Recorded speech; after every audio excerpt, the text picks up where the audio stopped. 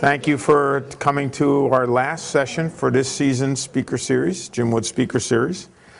Tonight our guest, thank you. Tonight our guest is Chef Alain Bouzoubaa, who has joined us and is very happy to be here and to share culinary arts. No trade secrets, no massive recipes, unless you bribe him and pay him off. He'll be happy to give you any recipe you want. But Chef Alain grew up in South France, where food was the center of life, combined with a competitive family. Now, he's a middle child of 9.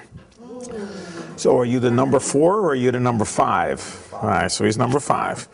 So you can see how big his family was. And of course, it was a very competitive family when it came to recipes and cooking success. And Chef Alain shared with us that he was the finickiest eater in the family. So of course, he had to prove himself and turn into a 5-star chef in order to make himself fed well, I guess you can call it, whatever it may. But the chef enhanced his skills by working in Brussels, Paris, and Manchester, England. He moved to the United States in 1980 and was quickly recruited by world-famous restaurants and clubs and hotels, such as the Abbey, the Capital City Grill in Atlanta, the Ritz-Carlton in Buckhead, and the Western Peachtree Plaza. During his time, he was promoted to managerial positions within the corporations. He took advantage of the opportunities to study recipes and procedures, which he would one day mold into his own state of art. Chef Alain moved from the ritzy neighborhood of Buckhead to the bedroom community of Conyers, Georgia, to get away from the fast-paced living and to start his family. With a degree in business under his belt, the chef opened his first venture in Conyers in 1988. Through self-motivation, independence, and self-reliance and creativity, drove him more than 32 years, where the chef is now owning the 7 Gables restaurant and catering in Conyers. So if anybody knows where Conyers is, it's 20 East on the way towards Augusta. Stop on 138, turn right, and his place is 2 miles down the street. Very, very good restaurant, and I encourage you to go. And with that, I'm going to pass it on to Chef Alain and for the presentation. Good evening, whoa, ladies and gentlemen. I can hear myself loud over here. That's the microphone? I mean, the speaker? Yeah, the speaker. Okay, great. I am truly humbled to be invited to be here today, but I am even more humbled that you are here, actually, to come and listen to me. I am going to talk a little bit about my experiences.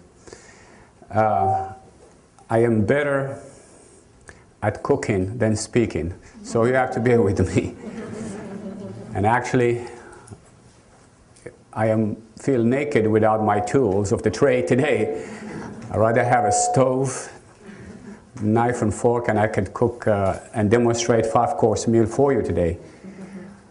But you're here to hear about my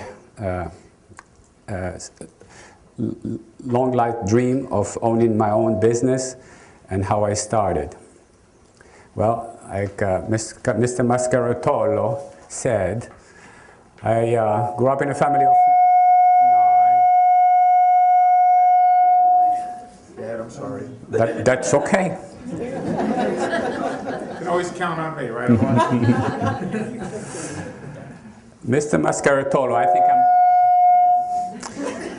okay, do you want me to stand right here? I don't know where you need to stand there, too.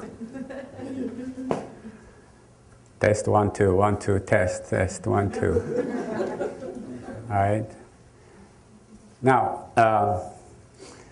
yes, I grew up... The microphone too close to me, to my mouth? It's too loud in their PA. I don't know if we have control over that. Well, Carolyn, this one of the guys, they go to media services, don't have feedback, too much feedback, please. Just go ahead, Alain. We'll turn off the mic and go ahead and just project. Yeah, okay, I have a loud voice. I could do that. Let's turn this baby off.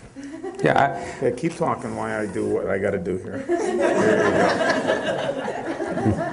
you go. Up close and personal. We go back, what, 26 years, right? So we're over. Yes. Beyond that first stage. How many people can say Mr. Mascaritolo?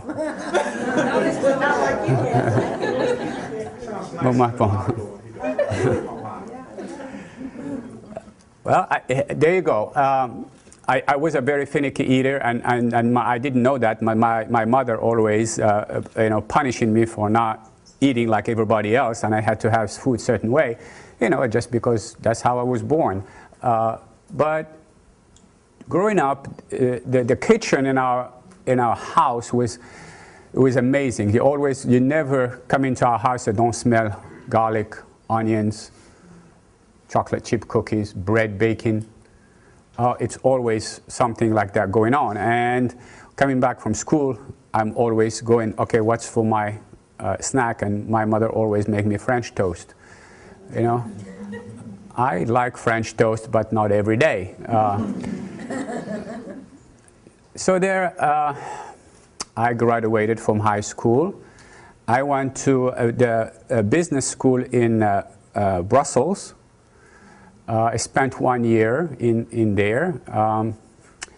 Then it was just a little bit, Brussels was a fine city, but I wanted to do a little bit more. I considered myself very proficient in English language at that time, and I thought, I like to go to England to study business school. So why England?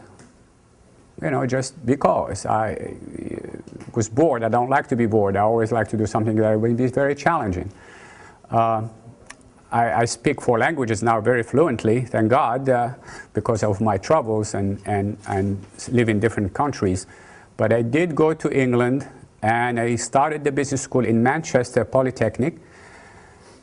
I tell you, I will never do that again. It was a nightmare because here's the professor spacing and talking, and all the English students are there making notes with the hand. No iPad then. And they will write 1 page what I have written, 2 or 3 lines. So it's very challenging. And my professors told me that maybe you should take a year off and just study English. And I said, no, but I know how to speak English. No, that's not good enough. That was a big mistake. So anyway, I did stay with it. I would get up at 7 o'clock in the morning, catch the bus to Piccadilly Station, and go to my college and study there for 8 hours. You did not, at that Manchester Poly, you did not have a schedule to make on your own. You just go. Just like high school, you go to those classes in the morning for 4 hours and 4 hours in the afternoon. You have a lunch break, and that's about it. I leave the school and I go to work at the Millionaire Club. It was a very fancy nightclub that catered to very rich people, and especially the people from the Middle East. And the restaurant was a 5-star restaurant by Michelin's award. And so I was there learning how to make desserts, how to cut vegetables, how to learn how to make little sauces, Anyway, I started to like the business a lot, but I don't leave the restaurant until about midnight, and then I catch the bus, go back home, and the day start all over again. Luckily, I had a girlfriend that would spend the weekend updating me with my working on my homework with me and explain more lessons. So after grueling a couple of years in there, learning how to do business and learning how to cook in a professional manner, there we go. A gentleman approached me. He was a diner. He came over and he says, "I'd like to have lunch with you tomorrow." I say, "Why?" I said, "Usually it's the ladies who ask me to go out with them." So I said, "Okay, maybe." He says, "Well, I want to, don't take any wrong ideas, I want to talk about business." And I said, "Okay, business, I am there." So we meet for lunch, and he paid. That was good. And then he wanted me to come to the United States. And I said, "Oh, why me?" He says, well, I'm here on vacation, but I'm also recruiting for this country club. I say, what is country club? And then he explained what country club is. I had no idea. And he says, basically, you're going to do the same thing that you're doing here in this restaurant, but, you know, for golfers. I say, okay. When do we go? He says, well, first I got to go back to the States and then process your immigration papers. I say, okay. I thought it was a joke. And then, sure enough, 6 months later, I start receiving some paperwork from attorneys and fill out paperwork and so forth, get the immigration paper, got the green card. To make long story short, I packed up and I told the Millionaire Club, I am head on to the United States, land of opportunity. I didn't know that then. All I knew about the United States when I was in England and growing up is what I saw in the movies. I love John Wayne movies and all the Western movies, and then also Dirty Harry. So I came here, you know, looking for that scene. Well, the club happened to be in Aiken, South Carolina. How many people know Aiken, South Carolina? It's not New York City. So I landed at Hartsfield Airport, the old one, and had a suitcase, and I had $2 left in my pocket. That's all I owned. But they had another ticket to take me from Atlanta to Augusta. However, I got detained by the immigration police because they randomly selected me for search. So, and they interviewed me, strip searched me, and talking about strip search. It's not padding like they do now, but this is completely, I had to, anyway, and they read all my papers. My suitcase had nothing but just a couple of t-shirts and a blue jeans, and I had some papers, and they read everything. And finally say, okay, you can go. 3 hours later, of course, I missed the connecting flight, but I managed to, you know, I'm a survivor. I lived in different countries alone by myself. And so I managed to catch a ride too, because I had $2. $1 I spent on Coca-Cola without ice. So why without ice? Because it lasts longer. So and then I had another $1, but I hitchhiked, got to Augusta. But what did I miss in Augusta? There was a limousine waiting for me to arrive. And I'm hitchhiking. But anyway, so when I finally got to Augusta, I called the general manager, and he came pick me up. It's only 20 miles away. So I came to this beautiful apartment that he had already furnished for me. I felt like a king. Of course, in England, I lived in a little studio. It's a room that had a sink, and then and a place for a bed, and it has a meter. Have you ever seen a meter inside a room? It's an electric meter. In order for you to have electricity, you have to put coins. So you pay as you go, and then you have power. I swear to God, I mean, this is real. And so every time I want to study, I have to put more coins. If I'm broke, you know, then I go to the street, and I have the street light so I can read. Honest truth. And so there you go. When I went to take a shower, and the shower, there's like probably 6 different rooms share that same shower, and of course to get hot water you have to put coins. I mean, you imagine that. And you have to put your name. It's my coins that I put. So therefore I came to the United States, and another apartment, a 2-bedroom furnished, and limousine was waiting for me and everything. So wow, who am I? What am I? Wow, you really spread it really good. But anyway, I felt very good, and of course I came to the country club. The name of the country club is called Hounds Lake. It's still there today. Wonderful town, equestrian town. I was in charge of transforming their dining experience. They had a banquet room, and they had the grill room, and they had the fine dining restaurant.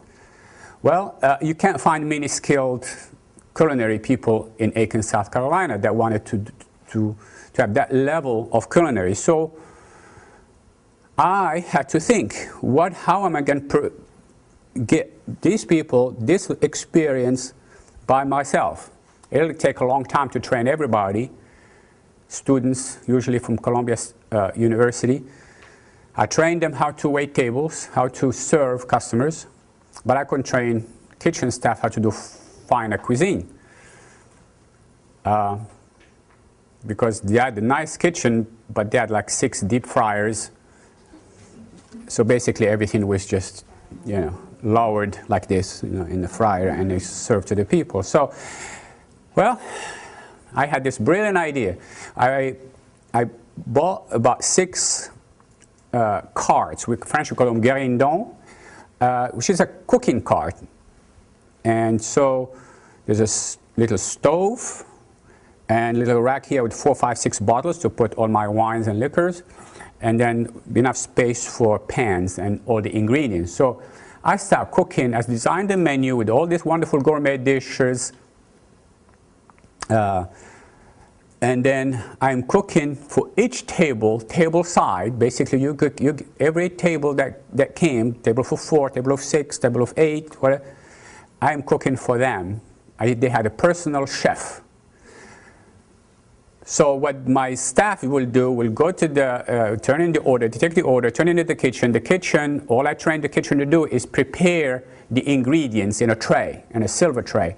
They bring me the silver tray ingredient on that guérindon, and I come and I says, there's a filet mignon that I cook au poivre. Filet mignon au poivre, cook it right there, medium rare. The other one is I will veal scaloppini al marsala, and the other person is I will shrimp risotto. So I'm cooking and talking to them.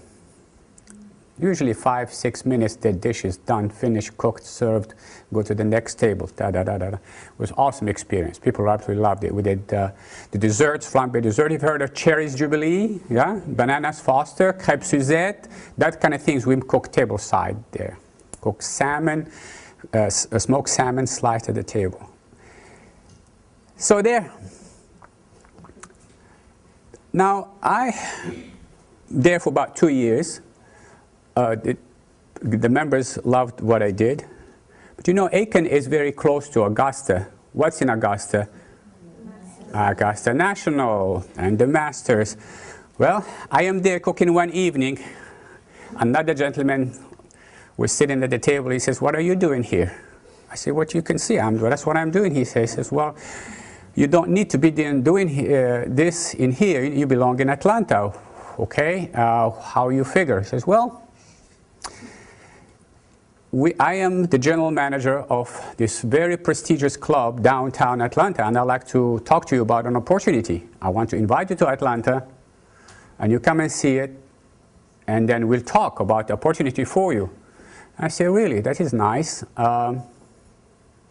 Okay, he gave me his business card, and we talked on the phone, and then sure enough, I set up a time and I came for interview, and then it was at the Capital City Club. How many people heard of the Capital City Club? The Capital City Club is an amazing club, but it's the Old South Club. It's an amazing, why is it amazing? It's a whole different culture that I wasn't used to, didn't know. I come in there and they have 7 dining rooms, 5 banquet rooms, and they have a huge kitchen in the basement like you wouldn't believe. The food comes in those little elevators, dumb elevators. So yeah, I took the job because he tripled my salary. I didn't even ask. I did not negotiate.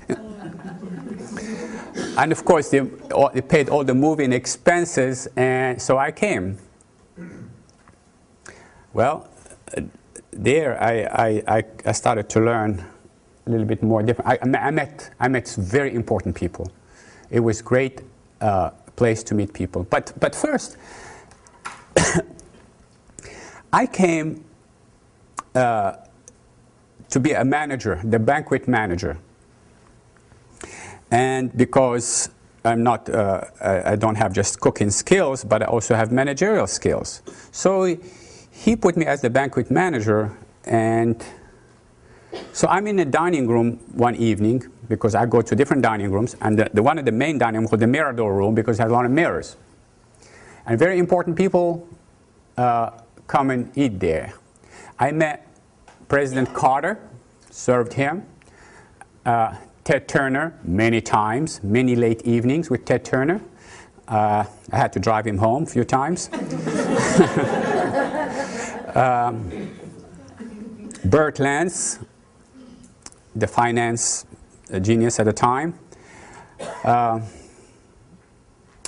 Another important personality that came there, I'm not going to mention name, but he will come to dinner every Friday and Saturday at the Mirador room with his wife, and we have very, very fantastic menu, the German chef that is really incredibly talented. And then he would order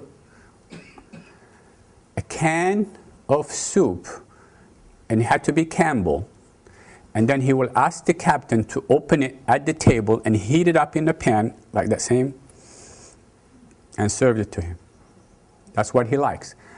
He had a lot of money. He could afford any meal he wants, but that's what he wants. We give him what he wants. And I thought that was amazing. But the first week I was on the job, I'm just go back a little bit because I get carried away sometimes. I love to talk about this stuff. The general manager, my boss, say, I got to send you to Muses. I say, what is Muses? He says, Muses is the clothing store downtown Atlanta. Anybody remembers Muses? Yes? Okay, great. And I say, what for? You don't like my suits? He says, let me tell you something. The members here, they don't like the staff to look better than them. And I said, don't you rather go to Kmart? He said, no, he just go to Muses. It's on the house. We pay for the suits. You just go and get the suits. Well, I came, sure enough, dressed like not very comfortable because it didn't look good on me. I didn't think so. You know, coming from Europe, European cut suits, you know, what they call the thing, you know. So we had this thing in our head about fashion, so no big deal. But you know, I got used to it. And I was there, and I have a lot of principles. Now, whenever it comes to my business, I treat every business, every job that I ever had, as though it was my business. I give it 110%. From the Millionaire Club to the Hanslick Country Club to the Capitalist City Club, I give it my 110% because I benefit from that. I enjoy what I do, and if I cannot do what I'm enjoying, I don't need to be there. So I was there about a year, and one of the person that worked with me, they call him Captain, I did catch him doing something not very good. He actually stole from the club. So I didn't catch him the first time. The second time, didn't have proof, but I watched until I had proof, and I called the cops one evening, and they handcuffed him, took him, because I had live proof right there in his car. So I thought I was proud of myself. Of course, I came the next day, and sure enough, I got called to my boss's office, and he said, what did you do? And I said, yeah, look, you know, save the club money, you know, look at this. This guy has been stealing for years. Who knows how much? This is very expensive items. That afternoon, that young man was on the job. And I say, what happened? Don't you fire people who steal from you? He says, let me tell you, this young man here, he's been working for us for years. The members like him. The members don't care whether this club makes money or not. They rather they have the club lose money than make money. So it is okay. Besides, he's the son of one of his father worked here for 50 years until he retired. And this is with his son. And I listened, I said, okay, I have to draw the line somewhere. I cannot possibly work here if you tolerate those kind of things. So there, boom, I left. I did not even, clinch. So now I have a nice BMW, a 320i at the time, very cool, single, sunglasses. I go to the Limelight and have a great time. How many people remember the Limelight? This is too young. You don't remember the Limelight? I danced on the speakers. Do you remember that? And I spent a lot of money there. But all of a sudden, I am without a job.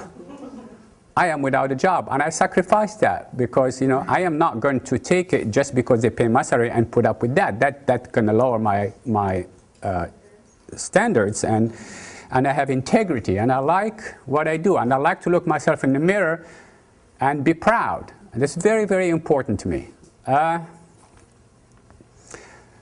So it was the first time ever I had to look for a job. I had no experience looking for a job because every time the job was handed to me. So I actually had to write a resume, cover letter, and start sending out. Was offered a job in Los Angeles, in Bel Air. I was offered a job in New York, and then I was looking to stay a little bit local, because I don't want to venture too far. I had already bought a couple of houses. I have this thing about buying houses, and so then I heard about the Ritz-Carlton opening up, and that was in 1982 in Buckhead, the first one of the chain. So I sent them a resume. They called me, not even a week later, and then I interviewed, and I was hired as a banquet manager. I was hired as a banquet manager 6 months before actually it was open. So the Ritz-Carlton appealed to me very much because I always want to do the best possible job, and I always viewed the Ritz-Carlton because I'm familiar with the Ritz-Carlton in Paris and in London. So when this one was going to open in Atlanta, I said, oh, this is where I want to be. Well, I did apply, and I was hired as the banquet manager. Now, 6 months before we opened, I was working already, preparing everything. To make a long story short, we opened, the first party we have ever served for 400 people was Scientific Atlanta. Scientific Atlanta was doing very well, and so we opened the first party, and I had all my staff trained to do this party, including Horst Schultz, who is the president and CEO of the company. Everybody had to work that party. The sales director, of the marketing director, the food and beverage director, anybody that was available that has a pair of legs and pair of hands. And we served those 400 people very, very, very nicely. So that was a big achievement. Now here I am just talking a little bit, but I don't want to bore you a little bit too much about my biography. I want also throw some, back at you a little. If you have any questions and you want to ask me while I'm going, I'll be happy to answer.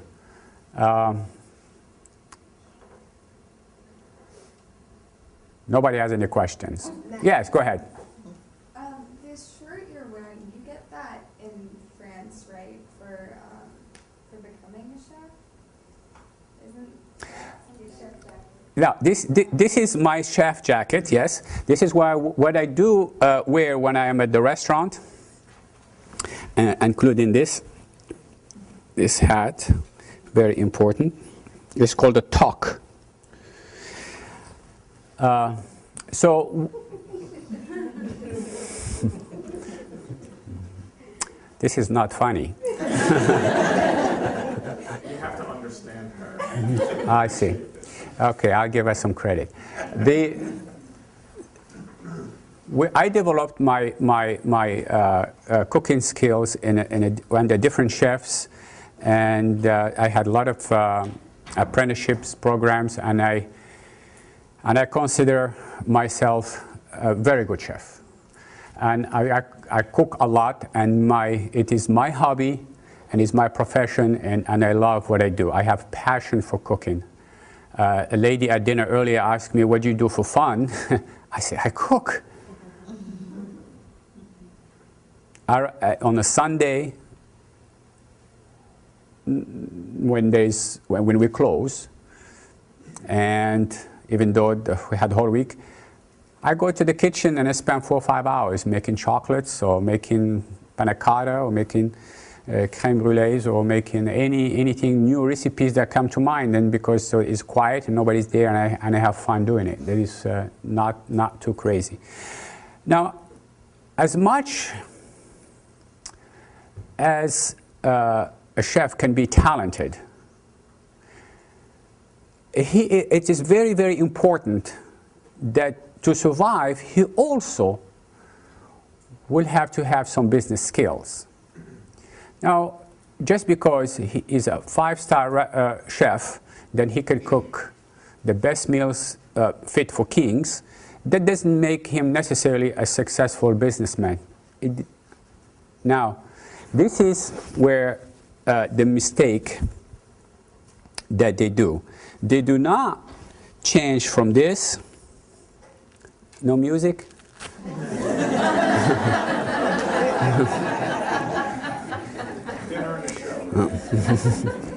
They did not change from this and to this. But I do. Very important.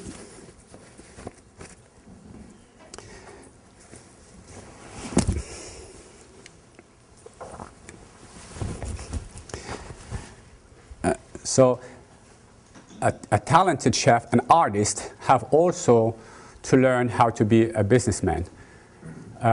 You go to college, you go to business school, and you learn the classes that prepares you. Accounting, budgeting, forecasting, statistics, finance, promotions. And those skills, they come in very handy when you want to be either working for a corporate world or to be an entrepreneur and work for yourself. Very, very important to go to class and learn those kind of things. And those things that I have learned during my business school time have prepared me for this. I have been in a business of my own now 26 years. My restaurants have survived 26 years. Well, have survived, then have thrived for 26 years.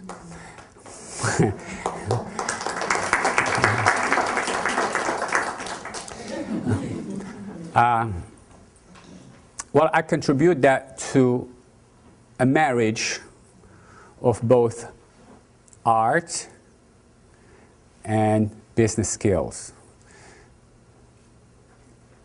Art plus business skills equals success. Now, what do you think the most bankrupt business it is in America? Okay, everybody knows that. See, it's not something secret. You go to a bank tomorrow and you say, I want to open a restaurant. I have this great concept. I need to borrow money. I need to borrow $500,000. I need to borrow $1 million. They will show you out the door immediately. They won't take any risk. Now, unless you have like, 200, 300% collateral that could cover your loan, yeah. So,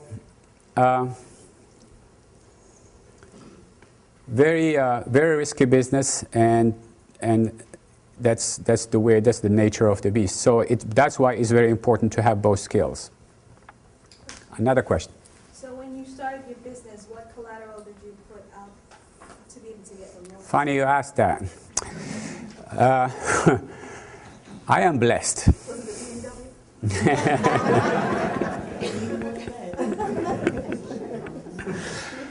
Actually, when I was driving my BMW in Covington, I got the finger at the traffic light from a pickup truck right next to me.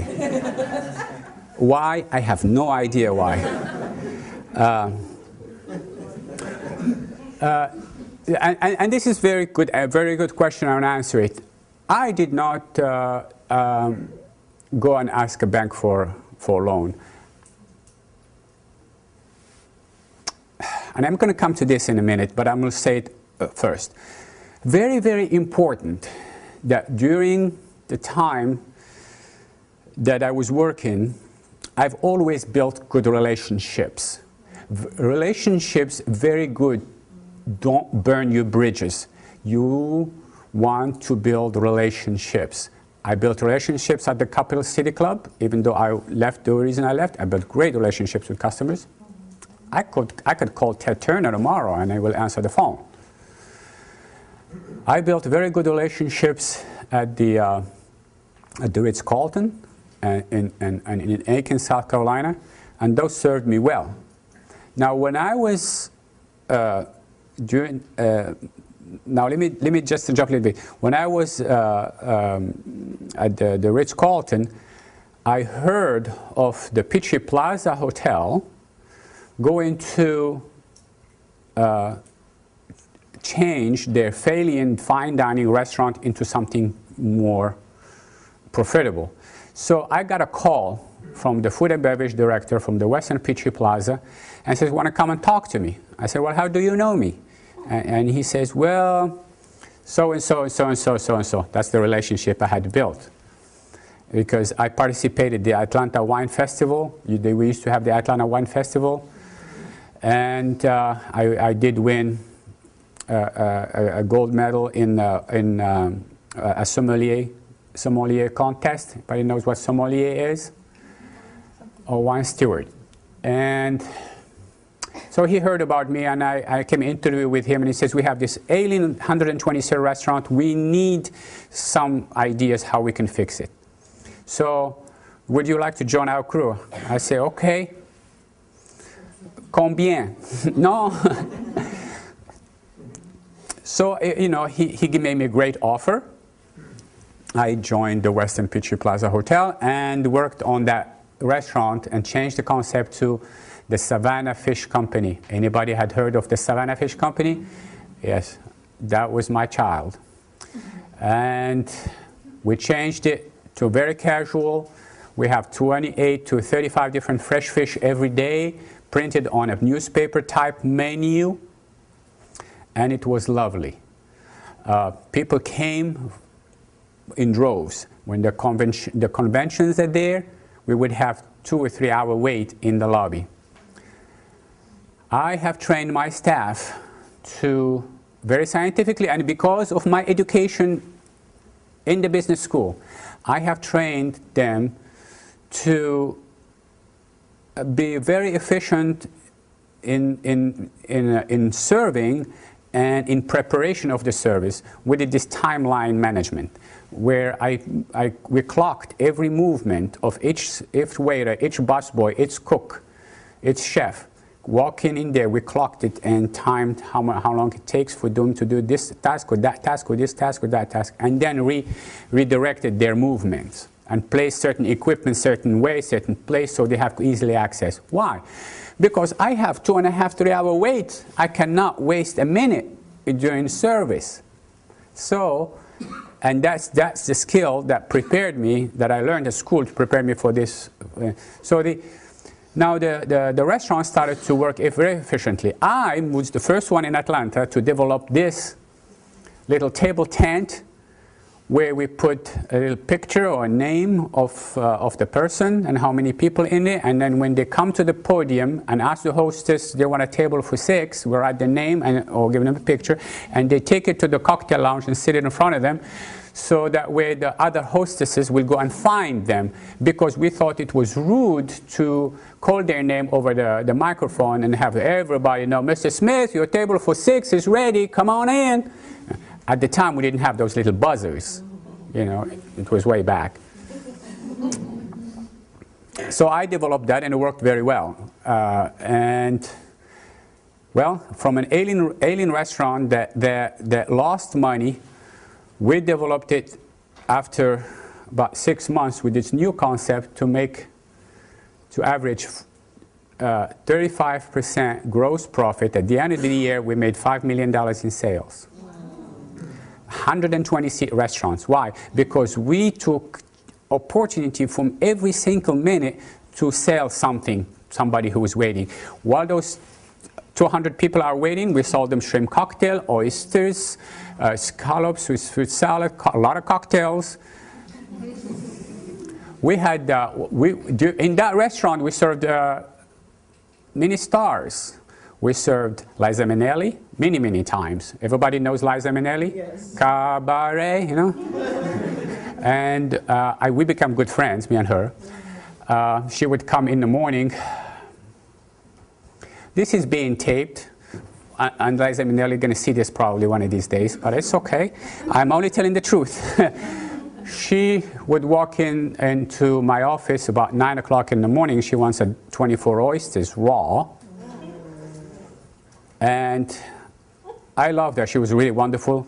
When she's on stage, she's beautiful. If you see her without makeup, it's totally a different question.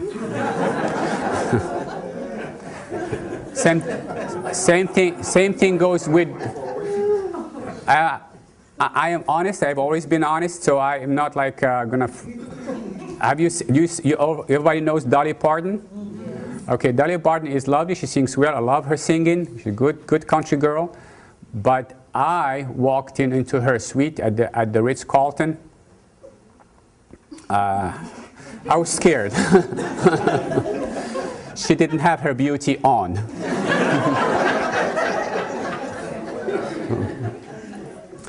But that's okay. Okay, let's not gossip anymore. But and your question was? No, here it is. No, I'm just kidding. The connection that I made at the Capital City Club was this very prominent businessman that lived in Covington. He owned this huge company, and then later on he sold it to Blue Circle for $120 million. But I'm not going to mention his name because he was very shrewd, very millionaire businessman. And he approached me and he says, on the phone, called me and he says, Alain, I have just finished remodeling the train station in Covington, Georgia. I said, great, congratulations. What did you remodel it to? He says, to a restaurant. I said, great. Is it open? You want to come for dinner? He said, no, I want you to come and manage it. I said, what?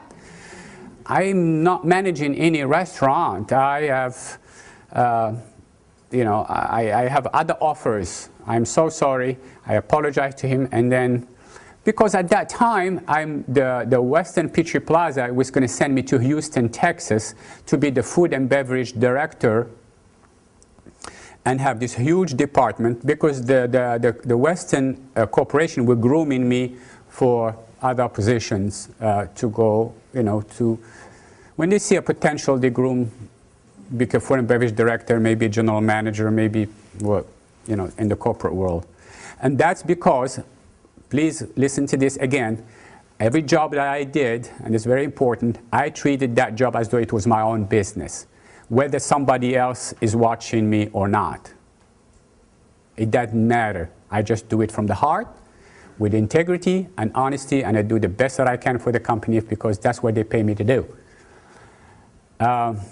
So at that time, here we go, another opportunity knocks, and the owner of a shopping center called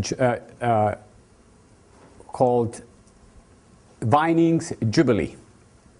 You know where the Vinings Inn is? Yes. Okay. There's a shopping center called the Vinings Jubilee. I'm just going to play a few slides just for your entertainment. There's nothing in particular. There's places that I have worked in the past. You see the Capital City Club and the Ritz-Carlton, the Peachtree Plaza Hotel, and so forth. So here I'm in between a crossroad with three different roads. The Western Hotels is offering me a job as a food and beverage director to go to Houston. At the same time, this prominent gentleman wanted me to come and manage a restaurant for him in Covington, Georgia. But I told him, no, I'm not going to manage a restaurant. And he said, I'll sell it to you. I said, I don't have any money. He says, I will sell it to you, and you don't have to pay me money until 1 year from now. I said, how much are you going to sell me the business? He says, $100,000. I say, okay, but I don't have a dime. He says, that's okay. You don't have to pay me. We'll make the note like over 10 years. You just have to pay me a small amount every month, but you don't have to pay anything for a month, for a whole year. I say, okay, sounds good. The restaurant is completely finished, ready to go. No investments whatsoever. He says, you go to my bank. He owned the bank too. And then we'll advance you. No, he really did. He says, we'll advance you $50,000 that you don't have to pay back. Talking about blessed. Right. And he says, because, I said, why are you doing this? He says, because I know you can do it. We need, I says, I wanted to save this historical landmark in Covington. And that historical landmark is very important to me, but the best way for the public to enjoy it is to make it a fine dining restaurant. And I say, well, it sounds fine, but I have to get back with you. I went and talked to a lawyer that worked for me as a waiter through his law school through the years. But he is excellent lawyer. I mean, right now he's a very, very good lawyer. But I said, so what can you advise me about this? This is a contract. He says that the best thing I can do, you can say to him is that, yeah, you take the job. However, he will have to sell you the building at a predetermined price 3 years from now. Give you a first option to buy the building. I said, that's it? He said, yeah, if you can do that, then at least you own something. If things don't work out, you own something. So I said, fine. Then I go to the Vinings Jubilee, and then the shopping center owners, the mayor, I mean, the wife of the shopping center owner is the mayor of Marietta. She sit down with us and says, we want you to open this restaurant. With what? I don't have any money. I said, that's okay. We've been watching you at the Savannah Fish Company, and the numbers is incredible. We never walked in there when there is an hour and a half or 2 hour wait. We always had to wait for a table, and we know this is a very successful, very profitable business, and you can probably repeat the same thing. He says, I can repeat the same thing, but the shopping center, they were just building it, and they're only offering me a shell. And I say, well, I have never built anything before. I have no experience in building. Well, this is when God tests you. It comes. And I am a strong believer. And God say, you have the Western Peachy Plaza food and beverage director, a big career in the corporate world. You go to Covington, Georgia, a restaurant is ready to go, $50,000 in the bank. You don't have to pay anything for a whole year. Or you go to Vinings Jubilee, these people advancing a $150,000 leasehold improvement for the restaurant. And I didn't have to go to the bank. So guess what I chose to do? Okay, Mr. Mascaritolo knows because he was one of my first customers in Covington, Georgia.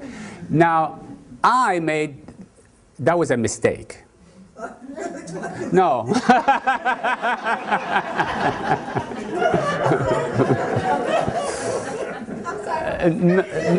No, that's not how we meant, John. She's just picking on me. Well, why it was a mistake? You see, I had no experience in construction. So I go into the construction, I was just the scariest part. But I have learned,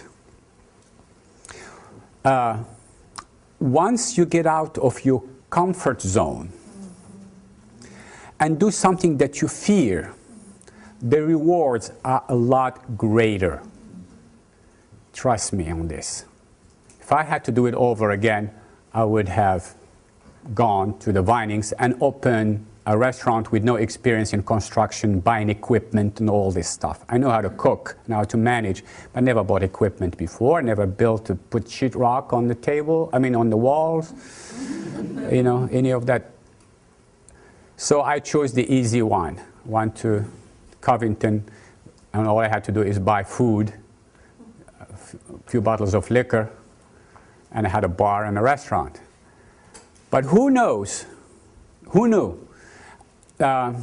If you are not born in this country and you've just been here for a few years, you don't know that a food culture can be so different from downtown Atlanta to Covington, Georgia. Yeah. I had no idea.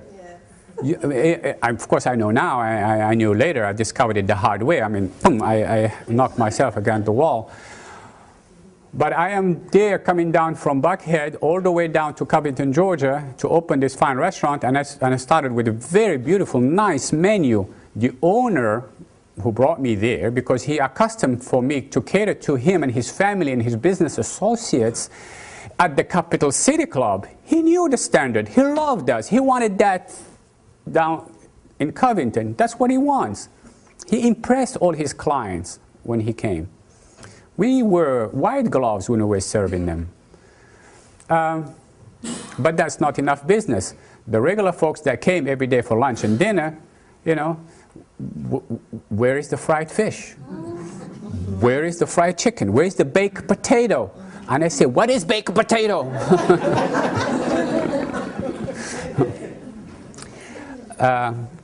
I didn't know. Well, but there we go again.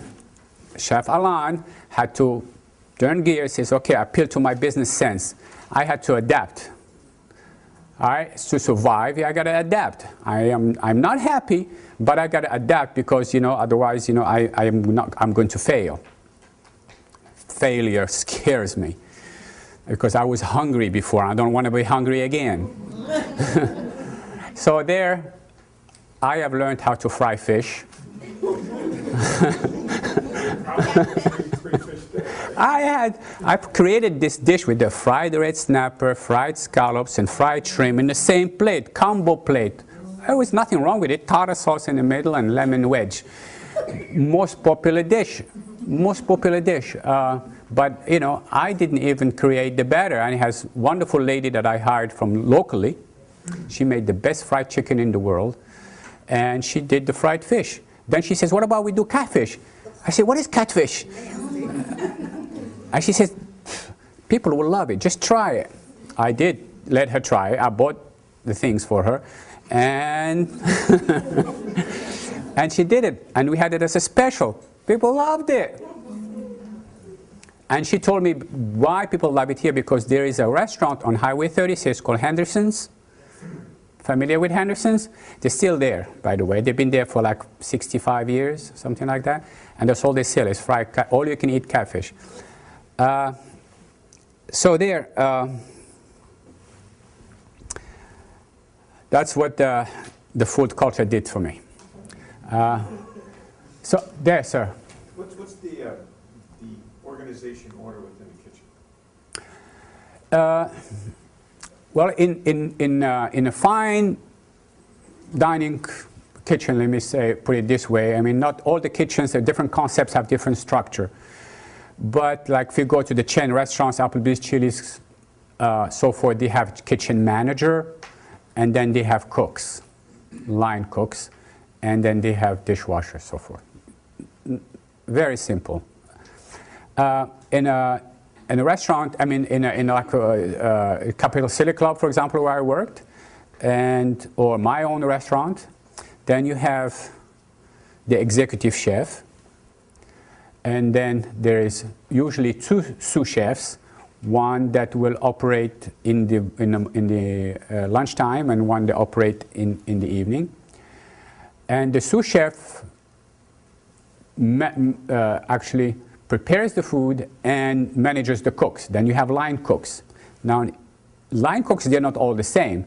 There's line cook for the grill, there's line cook for the saute station, and there is another line cook for the charcoal grill, making steaks and so forth. And then, so when the order comes into to the kitchen, you know, the sous chef reads it, and everybody knows what to do. So then, of course, there is a saucier, and the saucier, what he does, he is not there in the evening. The saucier comes only to prepare when the kitchen is closed. So he prepares all the sauces that go for each dish. Then after the preparation, he works his 8 hours and he goes. He also makes the soups. Then there is the garde-manger. The garde-manger is the person that makes your trays. If you have a banquet and you wanted crudité tray, you know, he cuts all the vegetables, make them all pretty, make all little carvings and so forth. Makes the cold cut tray.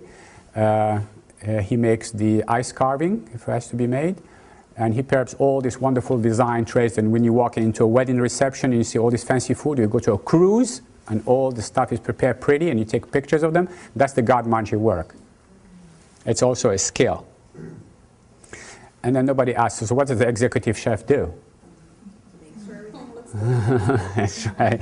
He trains everybody and he tastes everything, and then he develops menus and he works with the sous chefs. That's good questions. Thank you, John. I have another question on the business aspect. My husband has a concept that he wants to get out of employees getting tipped, paid from tips, but having a salary.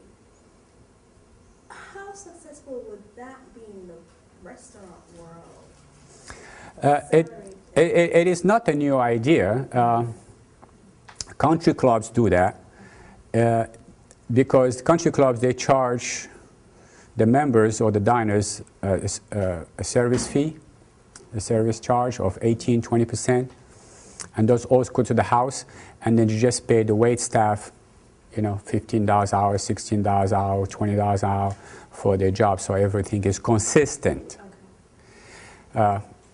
It won't work I don't think it'll work in a private restaurant setting, because a tip is more like a commission, and of course the house pays them a certain salary, but that's very minimal comparing to the tip, or they call it gratuities. So that is like a commission. So we like to consider wait staff as a commission salesman. So when there's a commission salesman, they are more motivated, and they'll do a better job because they work for that commission. Make a sale to get good commission. The higher the ticket, the more the commission. Chef, we're going to have time for one more because we have class after this. Are we close? We're getting close to ending? Yeah, I thought of it, yeah. Well, this went fast. I'm enjoying this. Go ahead. You spoke earlier of efficiency, for as rerouting the kitchen and everything so that the service can get out of time. How are you, as far as technology, in making things more efficient?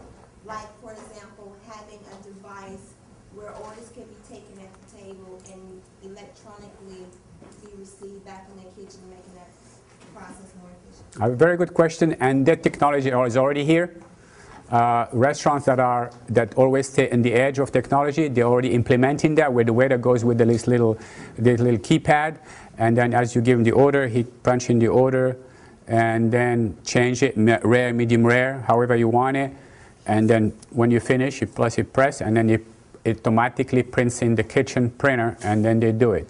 In fact, even for payment, when they bring you the check, when you're ready to pay, there's no check. He just comes to the table, he goes, and then that same machine prints the receipt and gives it to you, and you're good to go. So that's already here. Chef, any summary you want to give them for maybe 2-minute summary? Certainly. Oh, you're going to have fun up there. No, I did, and I did.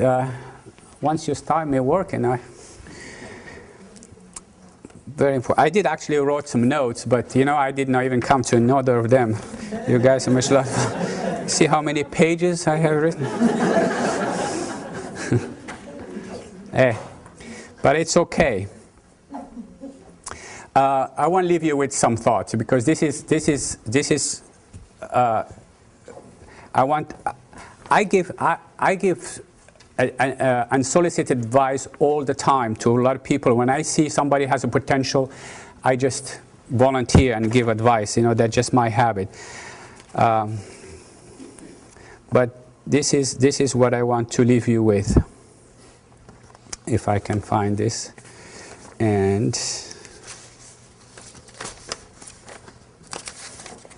there you go.